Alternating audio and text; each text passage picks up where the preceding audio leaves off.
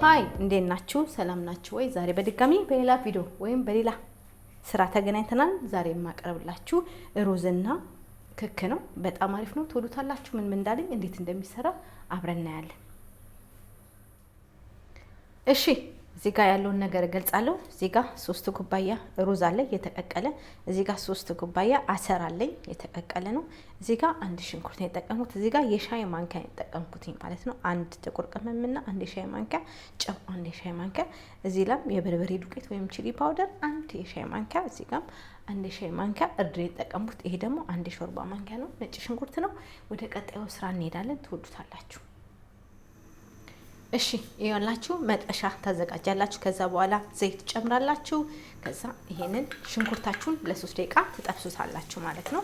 በጣም ትወዱታላችሁ። ምርጥ ምግብ፣ ቀላል ነው። ሰላጣ ሰርጣችሁ የምትመገቡት በጣም አሪፍ ነው። ቀጣዩን አብረን እናያለን።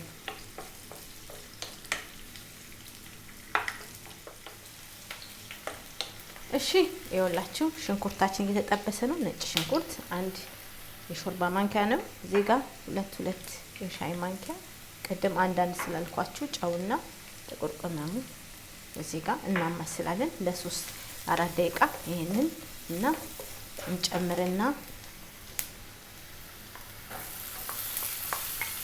እንጨምራለን። ይሄንን ክካችንን እንጨምራለን። ክካችንን እንጠብሳለን ማለት ነው። ለ6-5 ደቂቃ እንጠብሳለን በደንብ አድርገን ነው። ሁለተኛ ሁሉ ጊዜ ቀቅላችሁ አዘጋጁ። ካለበለዚያ ቶሎ አይበስልላችሁም። ተቀቅላችሁ ግን እንደዚህ ለ6-7 ደቂቃ መጥበስ ትችላላችሁ። ቀጣዩን አብረን እናያለን። እሺ ይኸውላችሁ እየተጠበሰ አያችሁ እንዴት እንደሚያምር በጣም ምርጥ ሆኗል። ከቅመሙ ጋር ሽታው ብሉኝ ይላል። ራሱ እንዲያርጋችሁ መመገብ ትችላላችሁ። ምን እናደርጋለን አሁን? ሩዛችንን እንጨምራለን። ሩዛችሁ የቀዘቀዘ መሆን አለበት። ቀዝቃዛ ሩዝ መሆን አለበት። እንደዚህ አይነት ምግብ ሲሰሩ መጀመሪያ ቀቅላችሁ ማዘጋጀት አለባችሁ። ይሄንን ለ4 ደቂቃ አብረን እንጠብሰዋለን። ከዛ ዋው ምርጥና አሪፍ ነው የሚመጣልን ማለት ነው። በዚህ ላይ ከፈለጋችሁ ሳይድ ሰላጣ አርጋችሁ መመገብ ትችላላችሁ። ቀጣዩን አብረን እናያለን። ይሄን ለ4 ደቂቃ በደንብ አድርገን እንጠብሰዋለን ማለት ነው።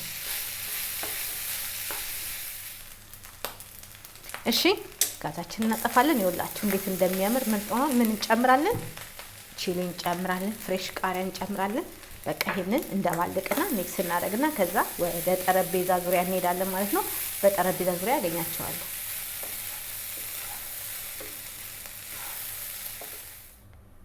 እሺ ይኸውላችሁ ሩዙ እንደዚህ በጣም አምሮ በእርድ ምርጥ አድርጌ ክኩን ሰርቻለሁ። በጣም አሪፍ ነው። ሰላጣ ሰርታችሁ መመገብ ትችላላችሁ። በጣም ሲምፕልና ቀላል ነበረ።